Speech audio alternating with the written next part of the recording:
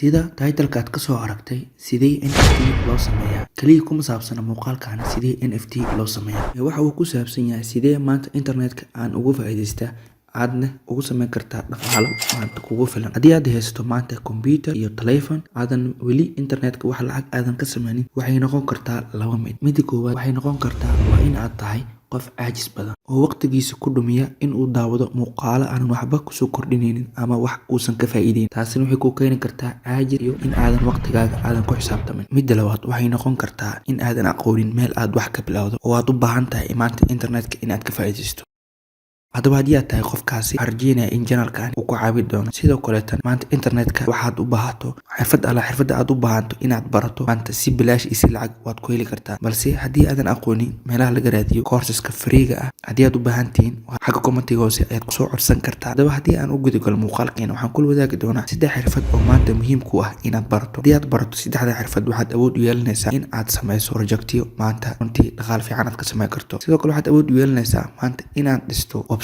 application sidoo kale inaad sameyso gamingka iyo digital art nooc walba inaad design garayso haddii aad barato xirfadahan ku soo sheegi doono sidoo kale maanta inaad ku shaqeyso xaafadada adigoo jooga waliba adduunka meel walba aad ka joogto adigoona heli doona salary kugu filan ama aad u badan haddaba si aan kula wadaago 3daas xirfad haddii ay tahay channelka markuu ugu horeyso waxaan ka codsanayaa in aad channelka subscribe saarto sidoo kaleetana muuqaalka aad like saarto haddii aad ka hesho muuqaalkani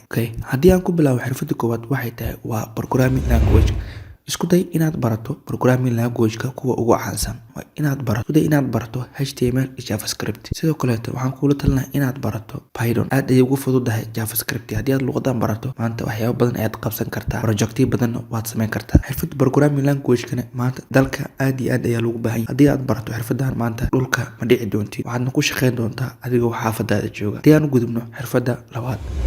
waa inaad barataa graphic designer nooc walba ay u kala baxaan adigoo baran doona dhammaan softwareda kala ah Adobe Family sida shaashadaad ka arkayso waa inaad barataa dhammaan softwaredan oo dhan Adobe Family oo dhan graphic design way ay sii kala baxaan weli waxaan kula talinayaa inaad barato UI UX designer waxaad awood u yeelanaysaa maanta inaad design garayso applicationada website-yada iyo dhammaan softwareska nooc walba aad u baahato inaad design garayso tusaale ahaan maanta website-yada aad u jeedid oo dhan waxaad design waa UI UX designer YouTube-ka aad daawanaysa maanta qof ayaa design gareeyay inta aan la dhisin ka hor design gareeyay oo haddii aad isku barato programming language-ka UI UX designer waxaad tahay qof dhammaystiran dhan walba haddii aan u gudubno xirfadda saddexaad oo ah Blender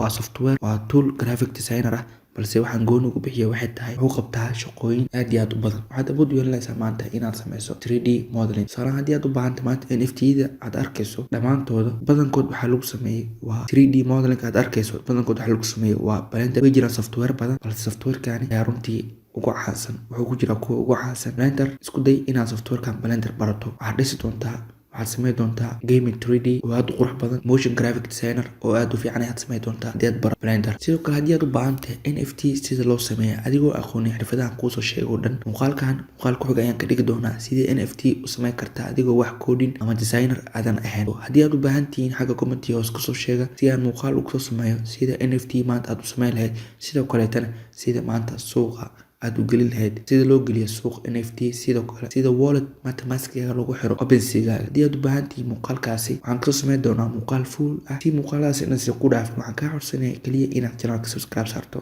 muuqaalka haddii aad ka heshin like saarto sidoo kale waxaan inoo sameeyay waa Telegram cusub Telegramkaas kusoo biir si aad u hesho si halkaasi aan isku dhaafsano wax walba warbixina ayna kaga tagay muuqaalka xiga. Assalaamu calaykum.